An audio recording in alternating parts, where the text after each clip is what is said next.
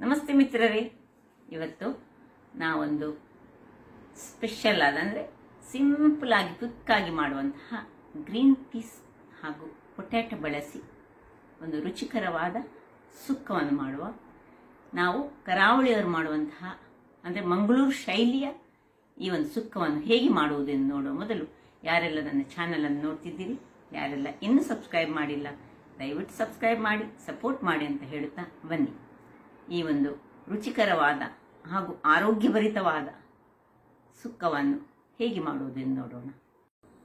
ವೀಕ್ಷಕರೇ, ಇವತ್ತು ನೋಡಿ ಗ್ರೀನ್ ಪೀಸ್ ಮತ್ತು ಬಟಾಟೆಯನ್ನು ಬಳಸಿ ಒಂದು ಸಿಂಪಲ್ ಆದ ಸುಕ್ಕವನ್ನು ಮಾಡೋಣ. ಬಹಳ ರುಚಿಕರವಾಗಿ ಬರ್ತದೆ. ಏನಿಲ್ಲ, ಇದಕ್ಕೆ ನಾನೇ ಮಾಡಿದಂತಹ ಪೌಡರನ್ನು ನಾನು ಯೂಸ್ ಮಾಡ್ತಿದ್ದೇನೆ. ಮತ್ತೆ ಸ್ವಲ್ಪ ತೆಂಗಿನ ತುರಿ, ಬೆಳ್ಳುಳ್ಳಿ, ಹಿಂಗು, ಒಂದು ನೀರುಳ್ಳಿ ಬೇಕು. ಈಗ 2 ಬಟಾಟೆಯ ಇದನ್ನು ಸಿಪ್ಪೆ ತೆಗೆದಿದ್ದೇನೆ ನಾನು. ಸ್ವಲ್ಪ ಕೊತ್ತಂಬರಿ ಸೊಪ್ಪು ಮತ್ತು ಕರಿಬೇವಿನ ಸೊಪ್ಪು. ಈಗ ಮೊದಲಿಗೆ ಈ ಒಂದು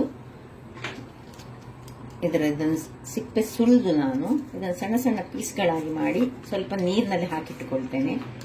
ಆಮೇಲೆ ಎಲ್ಲ 2 ಹಂಚಿಗೆ ಹೇಗೆ ಬೇಯಿಸುವುದು, ಯಾವ ರೀತಿಯಲ್ಲಿ ಅಂತ ನಾನು ತೋರಿಸ್ತೇನೆ. ವೀಕ್ಷಕರೇ ನೋಡಿ, ಕಟ್ ಮಾಡಿಕೊಂಡು ಸಿಪ್ಪೆ ತೆಗೆದು ನೀರಿನಲ್ಲಿ ಒಂದು 15 ನಿಮಿಷಗಳ ಕಾಲ ಹಾಕಿಟ್ಟೆ. ಈಗ ಇದನ್ನು ಕುಕ್ಕರಿಗೆ ನೋಡಿ, ನೆನೆಸಿದಂತಹ ಬಟಾಣಿ ಕಡಲೆ ಇದು ಒಂದು 200 ಗ್ರಾಮ್ಸ್ನಷ್ಟು ಉಂಟು. ಇದನ್ನು ಹಾಕೊಳ್ಳೋಣ.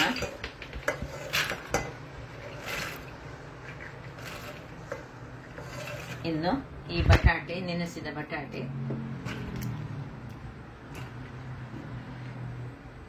ಇನ್ನು ಒಂದು ನೀರುಳ್ಳಿ ಇಲ್ಲಿ ಉಂಟು ನೋಡಿ, ಸಣ್ಣದಾಗಿ ಹೆಚ್ಚಿಟ್ಟುಕೊಂಡಿದ್ದೇನೆ ಉದ್ದಕ್ಕೆ. ಇದನ್ನು ಹಾಕೊಳ್ತಿದ್ದೇನೆ. ಹಾಗೂ ಇಲ್ಲಿ ದಂಟುಗಳು, ಕೊತ್ತಂಬರಿ ಸೊಪ್ಪಿನ ದಂಟುಗಳನ್ನು ಹಾಕೊಂಡಿದ್ದೇನೆ. ಸೊಪ್ಪನ್ನು ಬೇರೆ ಮತ್ತೆ ಕೊನೆಗೆ ಹಾಕೊಳ್ಳಿಕ್ಕೆ ಇಟ್ಕೊಂಡಿದ್ದೇನೆ. ಮೊದಲಿಗೆ ಇದನ್ನು ಬೇಯಿಸಿಕೊಳ್ಳೋಣ. ಸ್ವಲ್ಪ ಹಿಂಗನ್ನು ಹಾಕೊಳ್ತಿದ್ದೇನೆ. ಹಿಂಗು ಹಾಕಿ ಸ್ವಲ್ಪ ಒಂದು ಮುಳುಗುವಷ್ಟು ನೀರು ಹಾಕೊಳ್ಳೋಣ ನಾವು. ಬಟಾಟೆ ಮತ್ತು ಗ್ರೀನ್ ಪೀಸ್ ಮುಳುಗುವಷ್ಟು ನೀರನ್ನು ಹಾಕೊಂಡಿದ್ದೇನೆ. ಸಾಧಾರಣ ಒಂದು 1.5 ಲೋಟದಷ್ಟು ಹಾಕಿ ಈಗ ಗ್ಯಾಸ್ ಅನ್ನು ಉರಿಸಿಕೊಂಡು ಇದನ್ನು ಮುಚ್ಚಿ ನಾನು ಇದನ್ನು ಬೇಯಿಸಿಕೊಳ್ತೇನೆ. ಒಂದು ವಿಸಿಲ್ ಸಾಕು. ವೀಕ್ಷಕರೇ, ಇಲ್ಲಿ ನೋಡಿ, ನಿಮ್ಮ ಕುಕ್ಕರಿಗೆ ಅನುಗುಣವಾಗಿ ಅದು ಹೇಗೆ ಬೇಯ್ತದೆ ಅದರ ಪ್ರಕಾರ ನಾವು ಮಾಡಬೇಕು. ಇದೀಗ ನಾನೀಗ 3 ವಿಸಿಲ್ಗಳ ಬಳಿ ನೋಡಿ ಹೇಗೆ ಬೆಂದಿದೆ ನೋಡಿ, ಒಳ್ಳೆ ಬೆಂದಿದೆ ಎಲ್ಲ. ಇದಕ್ಕೆ ನಾನು ಬೇಯುವ ಮೊದಲು ಉಪ್ಪನ್ನು ಹಾಕೊಳ್ಳಿಲ್ಲ ನೋಡಿ, ಹೀಗೆ ಬೇಯಬೇಕು. ಇವನ್ ಬಟಾಟೆ ಸಹ ಒಳ್ಳೆ ಬೆಂದಿದೆ. ಈಗ ಇದನ್ನು ಒಂದು ಪಾತ್ರೆಗೆ ಶಿಫ್ಟ್ ಮಾಡ್ಕೊಳ್ಳೋಣ. ಇದಕ್ಕೆ ನಾನೇನು ಉಪ್ಪೆಲ್ಲ ಏನು ಹಾಕೊಳ್ಳಿಲ್ಲ. ಸೊ ಕುಕ್ಕರ್ನಿಂದ ಶಿಫ್ಟ್ ಮಾಡ್ತಿದ್ದೇನೆ. ಕುಕ್ಕರಲ್ಲಿ ಶಿಫ್ಟ್ ಮಾಡಿ ಇನ್ನು ಪಾತ್ರೆಯನ್ನು ಇದರಲ್ಲಿಟ್ಟು ಗ್ಯಾಸ್ ಉರಿಸಿಕೊಳ್ತಿದ್ದೇನೆ. ಈಗ ಉಪ್ಪನ್ನು ಹಾಕೊಳ್ಳೋಣ. ರುಚಿಗೆ ತಕ್ಕಷ್ಟು ಉಪ್ಪು. ಇನ್ನು ನಾವು ಟೊಮ್ಯಾಟೊ ಏನು ಹಾಕ್ತಿಲ್ಲ, ಟೊಮ್ಯಾಟೊ ಇಲ್ಲದೆ ಮಾಡುವಂಥದ್ದು ಇದು. ಟೊಮ್ಯಾಟೊ ಬೇಕಿದ್ದವರು ಟೊಮ್ಯಾಟೊವನ್ನು ಹಾಕೊಳ್ಬಹುದು, ಅಥವಾ ಕೆಳಗೆ ಸ್ವಲ್ಪ ಎಣ್ಣೆ ಇಟ್ಟು ಟೊಮ್ಯಾಟೊ ಮತ್ತು ನೀರುಳ್ಳಿಯನ್ನು ಫ್ರೈ ಮಾಡಿ ಸಹ ಮಾಡಬಹುದು. ಇದು ನನ್ನ ಸಿಂಪಲ್ ವೇಯಲ್ಲಿ ಮಾಡುವಂತಹದ್ದು, ಪೌಡರ್ ಅನ್ನು ಬಳಸಿದಂತಹದ್ದು. ಈಗ ನಾನು ಈ ಹುಳಿಯ ನೀರನ್ನು ಸ್ವಲ್ಪ ಇದರಲ್ಲಿ ಒಂದಿಷ್ಟೇ ಹುಳಿಯ ನೀರು ಮಾಡಿ ಇಟ್ಕೊಂಡಿದ್ದೇನೆ. ಒಂದು 2 ಚಮಚಗಳಷ್ಟು ಅದನ್ನು ಹಾಕೊಳ್ತೇನೆ. ಟೊಮ್ಯಾಟೊ ಬೇಕಿದ್ದರೂ ಟೊಮ್ಯಾಟೊ ಹಾಕೊಳ್ಬಹುದು. ಹುಳಿಯ ನೀರನ್ನು ಹಾಕಿ ಇದನ್ನು ತಿರುಗಿಸಿಕೊಳ್ಳೋಣ. ಮುಚ್ಚಳ ಮುಚ್ಚುವ ಮೊದಲು ಇಲ್ಲಿ ನಾನು ನೋಡಿ ಪೌಡರ್ ಇಟ್ಕೊಂಡಿದ್ದೇನೆ. ಇದು ನಾನೇ ಮಾಡಿದಂತ ಪೌಡರ್. ಇದನ್ನು ಡಿಸ್ಕ್ರಿಪ್ಷನ್ ಬಾಕ್ಸ್ ಅಲ್ಲಿ ನಾನು ಹಾಕ್ತೇನೆ ನಿಮಗೆ. ಎಷ್ಟು ಇದರಲ್ಲಿ ಈ ಚಮಚದಲ್ಲಿ 3 ಚಮಚಗಳಷ್ಟು ನಾವು ಹಾಕೊಳ್ಳೋಣ. 3 ಚಮಚ ಹುಳಿಯನ್ನು ಹಾಕೊಂಡು ನಾವು ಇದನ್ನು ಕಲರಿಸಿಕೊಂಡು ಮುಚ್ಚಳವನ್ನು ಮುಚ್ಚಿ ಒಂದು ಒಳ್ಳೆ ಕುದಿ ಬರುವವರೆಗೆ ಇಟ್ಕೊಳ್ಳೋಣ. ಇದು ಇಲ್ಲಿ ಕುದಿತಾ ಇರುವಾಗ ಇಲ್ಲಿ ಸಣ್ಣ ಮಿಕ್ಸಿ ಜಾರಿನಲ್ಲಿ ನಾವು ಈ ತೆಂಗಿನ ತುರಿ, ಇದು ಒಂದು ಅರ್ಧ ಗಡಿಯಷ್ಟು ತೆಂಗಿನ ತುರಿ ಉಂಟು ನಮ್ಮ ಹತ್ರ. ಅಂದ್ರೆ ಒಂದು ಸಾಧಾರಣ ಒಂದು ಬೌಲಿನಷ್ಟು ತೆಂಗಿನ ತುರಿ ಮತ್ತೆ ಒಂದು ಪಿಂಚ್ ಆಫ್ ಹಳದಿ,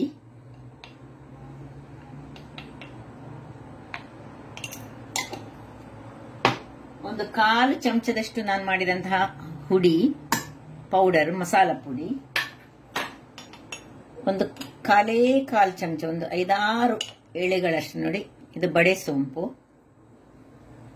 ಒಂದು ಅರ್ಧ ಚಮಚದಷ್ಟು ಜೀರಿಗೆ, ಮತ್ತೆ ಒಂದು ಜಜ್ಜಿಟ್ಟಂತಹ ಬೆಳ್ಳುಳ್ಳಿ. ಇಷ್ಟನ್ನು ಹಾಕಿ ಒಂದೇ ಒಂದು ರೌಂಡ್, ಕೇವಲ ಒಂದು ರೌಂಡ್ ತೆಗೆದು ತರ್ತೇನೆ ನಾನು. ಇದರಲ್ಲಿ ಹೆಚ್ಚು ನಯ ಆಗ್ಲಿಕ್ಕಿಲ್ಲ, ಒಂದೇ ಒಂದು ರೌಂಡ್ ಕಸಕಸದಲ್ಲಿ ಮಾಡಿ ತರ್ತೇನೆ. ವೀಕ್ಷಕರೇ, ಇಲ್ಲಿ ನೋಡಿ, ಒಂದು ರೌಂಡ್ ನಾನು ಇಷ್ಟೇ ಜಸ್ಟ್ ಒಂದು ರೌಂಡ್ ತೆಗೆದು ತಂದದ್ದು ಹೇಗೆ ಬಂದಿದೆ ನೋಡಿ. ಮಿಕ್ಸಿ ಇದರಲ್ಲಿ ನಾನು ತೋರಿಸ್ಕೊಡ್ತೇನೆ ನೋಡಿ.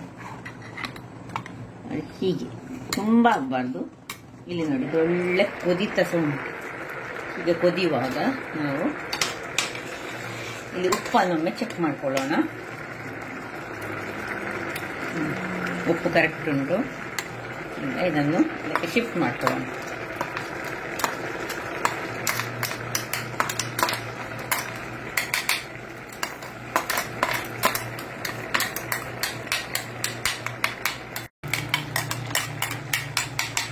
ಇನ್ನೀಗ ಇದನ್ನು ಚೆನ್ನಾಗಿ ತಿರುಗಿಸ್ಕೊಳ್ಳೋಣ. ಇದಕ್ಕೆ ನಾನು ಬೇರೆ ಏನು ಹಾಕಲಿಲ್ಲ, ಖಾಲಿ ಮಸಾಲೆ ಆಗಲಿ ಒಂದು ಸ್ವಲ್ಪ ಬಡೆ ಸೊಪ್ಪನ್ನು ಹಾಕಿದ್ದೇನೆ. ಅದು ದೇಹಕ್ಕೆ ತಂಪು ಕೊಡುವಂತಹದ್ದು. ಮತ್ತೆ ಇಲ್ಲಿ ಬೇಕಿದ್ರೆ ಸ್ವಲ್ಪ ಇದನ್ನು ನೀರು ಹಾಕೊಂಡು ಇದನ್ನು ಹಾಕೊಳ್ಬಹುದು. ಬೇಕಿದ್ರೆ ಸ್ವಲ್ಪ ನಿಮ್ಗೆ ನೀರಿನ ಅಂಶದ ಹಾಗೆ ಬೇಕಂತಿದ್ರೆ. ಇದೀಗ ಇಲ್ಲಿ ಹೀಗೆ ಇರುವಾಗ ಈಚೆ ಸೈಡಲ್ಲಿ ಇದಕ್ಕೊಂದು ಒಗ್ಗರಣೆಗೆ ನಾವು ರೆಡಿ ಮಾಡ್ಕೊಳ್ಳೋಣ.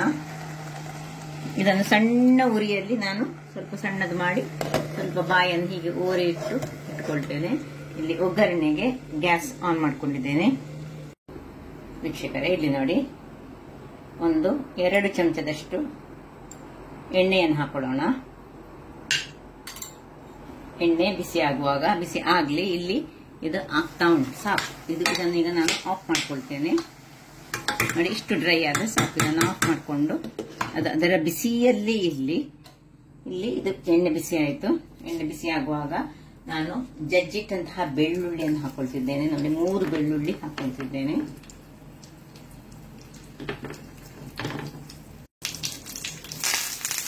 ಕರಿಬೇವಿನ ಸೊಪ್ಪು ಹಾಕಿ, ಕರಿಬೇವಿನ ಸೊಪ್ಪನ್ನು ಹಾಕಿ ಸ್ವಲ್ಪ ಹೀಗೆ ಮಾಡಿ ಗ್ಯಾಸ್ ಅನ್ನು ಆಫ್ ಮಾಡ್ಕೊಳ್ತಿದ್ದೇನೆ. ಯಾಕೆಂದ್ರೆ ಇನ್ನು ಸಾಸಿವೆ ಹಾಕ್ತಿದ್ದೇನೆ ಈಗ ಅದಕ್ಕೆ. ಸ್ವಲ್ಪ 1 ಚಮಚದಷ್ಟು ಸಾಸಿವೆ, ಕೊನೆಗೆ ಸ್ವಲ್ಪ ಹಿಂಗನ್ನು ಹಾಕೊಂಡು ಸಾಕು ನೋಡಿ. ಬೆಳ್ಳುಳ್ಳಿ ಒಂದು ಒಳ್ಳೆ ಇದರಲ್ಲಿ ಕಾಯ್ಕೊಳ್ಬೇಕು. ಬೆಳ್ಳುಳ್ಳಿ ಕಾದ ಮೇಲೆ ನಾವು ಇದರಲ್ಲಿ ಇಷ್ಟನ್ನು ಇದಕ್ಕೆ ಶಿಫ್ಟ್ ಮಾಡ್ಕೊಳ್ಳೋಣ.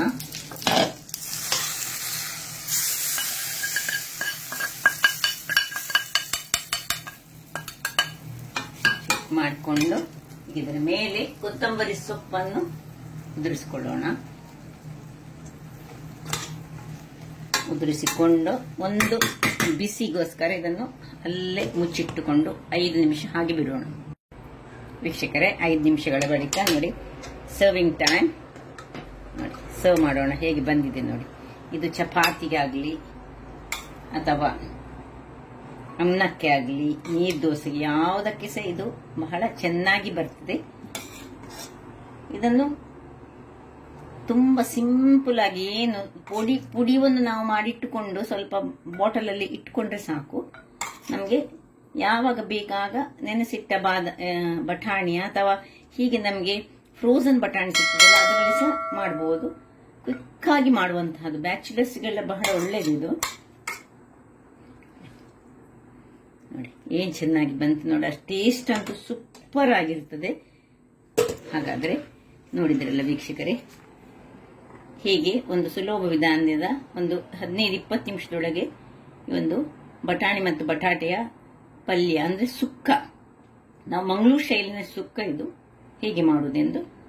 ಹಾಗಾದ್ರೆ ನನ್ನ ಈ ಕುಕಿಂಗ್ ಚಾನಲ್ ನಿಮ್ಗೆ ಇಷ್ಟ ಆದ್ರೆ ಬೋಳೂರು ಸುವರ್ಣ ಚಾನಲ್ ಅನ್ನು ಲೈಕ್ ಮಾಡಿ, ಶೇರ್ ಮಾಡಿ ಹಾಗೂ ಸಬ್ಸ್ಕ್ರೈಬ್ ಮಾಡಿ ಹಾಗೂ ನನ್ನ ಇನ್ಸ್ಟಾಗ್ರಾಮ್ ಪೇಜ್ ಅನ್ನು ಫಾಲೋ ಮಾಡಿ. ಧನ್ಯವಾದಗಳು.